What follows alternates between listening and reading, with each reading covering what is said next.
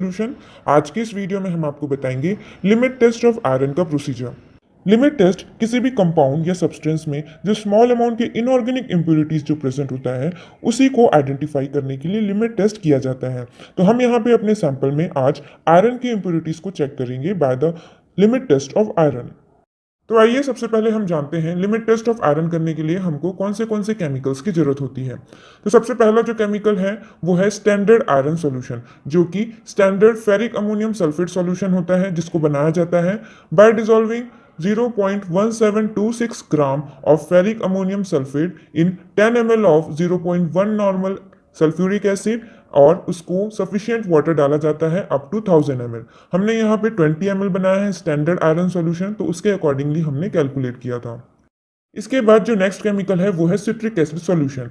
ये citric acid solution को जो कंसंट्रेशन होता है वो है 20% वेट बाय वॉल्यूम, और ये सिट्रिक एसिड लिया जाता है जो कि आयरन फ्री होता है। उसके बाद नेक्स्ट है अमोनिया सॉल्यूशन चाहिए होता है, और नेक्स्ट थायोग्लाइकोलिक एसिड। ये शुरू करते हैं लिमिट टेस्ट ऑफ आयरन। सबसे पहले हम एक 50 ml का नेस्ले सिलेंडर लेंगे स्टैंडर्ड के लिए, और उसके बाद उसमें 2 ml स्टैंडर्ड आयरन सॉल्यूशन डालेंगे। Standard iron solution 2 ml transfer करने के बाद उसको हम डाइल्यूट करेंगे 20 ml डिस्टिल वाटर से। 2 ml standard iron solution means ferric ammonium sulphate के सॉल्यूशन को 20 ml वाटर से डाइल्यूट करने के बाद अब हम इसमें डालेंगे 2 ml सिट्रिक एसिड सॉल्यूशन। ये 2 ml सिट्रिक एसिड सॉल्यूशन जिसका कंसंट्रेशन 20% वेट बाय वॉल्यूम था, इसको हम ट्रांसफर करते हैं सॉल्यूशन में स्टैंडर्ड के, और उसके बाद हम ऐड करेंगे 0.1 ml of थायोग्लाइकोलिक acid. 0.1 ml थायोग्लाइकोलिक acid डालने के बाद अब इस सॉल्यूशन को अच्छे से मिक्स करेंगे ग्लास रॉड की मदद से, और उसके बाद सॉल्यूशन को अल्कलाइन बनाएंगे। सॉल्यूशन को अल्कलाइन बनाने के लिए हम यहाँ पे अमोनिया सॉल्यूशन ऐड करेंगे, और अमोनिया सॉल्यूशन ऐड करने के बाद अब इस सॉल्यूशन को डाइल्यूट करेंगे up to the 50 ml mark, means Nessler cylinder में जो 50 ml मार्क है वहां तक उसको डाइल्यूट करेंगे विथ वाटर, और उसको 5 मिनट के लिए रख देंगे। नेशनल सिलेंडर के 50 ml मार्क तक स्टैंडर्ड सॉल्यूशन को डिस्टिल वाटर से डाइल्यूट करने के बाद अब हम इस स्टैंडर्ड सॉल्यूशन को 5 मिनट के लिए रख देंगे। आप देख सकते हैं ये जो स्टैंडर्ड सॉल्यूशन है उसका कलर डार्क पर्पल कलर हो गया है, और इसी कलर से हम अपने टेस्ट सॉल्यूशन के कलर को कंपेयर करेंगे। अब हम टेस्ट सॉल्यूशन लेंगे, वो टेस्ट सॉल्यूशन जिसमें हमको आयरन की इंप्योरिटीज को चेक करना है। इस टेस्ट सॉल्यूशन को हम एक दूसरे नेस्लर सिलेंडर जो कि 50 ml का है, उस नेस्लर सिलेंडर में हम 2 ml सैंपल को ट्रांसफर करेंगे with the help of pipette.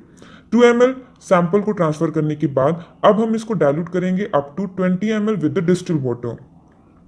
Distil water से अप टू 20 ml डाइल्यूट करने के बाद इसके बाद हम ऐड करेंगे 2 ml citric acid solution. Citric acid solution जिसका कंसंट्रेशन हमने बनाया था 20% वेट बाय वॉल्यूम, और इस सिट्रिक एसिड सॉल्यूशन को हम 2 ml ट्रांसफर करेंगे in the Nessler cylinder.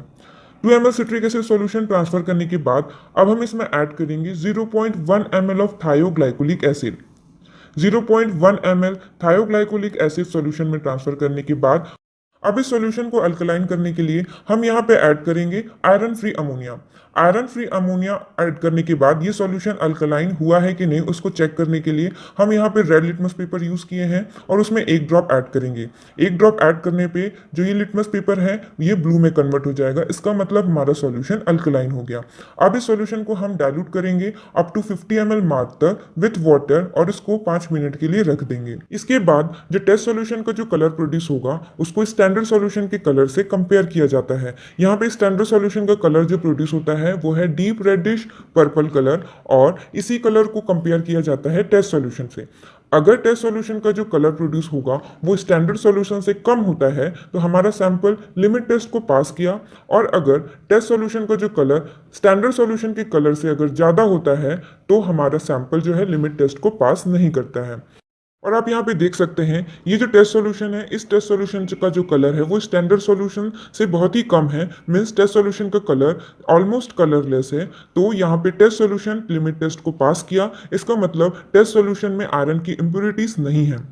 Limit test of iron का प्रिंसिपल ये होता है, जो फेरिक आयन होता है जो प्रेजेंट होता है फेरिक अमोनियम सल्फेट में जो कि स्टैंडर्ड सॉल्यूशन हमने लिया था, यह प्रेजेंट होता है सैंपल में। ये फेरिक आयन रिड्यूस होता है into the ferrous ion bye थायोग्लाइकोलिक acid, और बनता है कंपाउंड जिसका नाम है फेरस थायोग्लाइकोलेट। और ये फेरस थायोग्लाइकोलेट कलरलेस होता है इन न्यूट्रल और एसिडिक सॉल्यूशन, और ये फेरस थायोग्लाइकोलेट कलर प्रोड्यूस करता है in the presence of alkali, means alkaline medium में ये फेरस थायोग्लाइकोलेट कलर प्रोड्यूस करता है। तो अल्कलाइन करने के लिए हमने यहाँ पे अमोनिया ऐड किया था, और अमोनिया ऐड करने पे ये जो फेरस थायोग्लाइकोलेट कलर प्रोड्यूस करता है रेडिश पर्पल कलर। तो ये हो गया principle of limit test of iron. Test of iron में हमने सिट्रिक एसिड इसलिए ऐड किया था क्योंकि ये सिट्रिक एसिड आयरन के साथ सोल्यूबल कॉम्प्लेक्स बनाता है, और अमोनिया डालने पे ये आयरन जो है प्रिसिपिटेट नहीं होता है एज अ फेरस ऑक्साइड।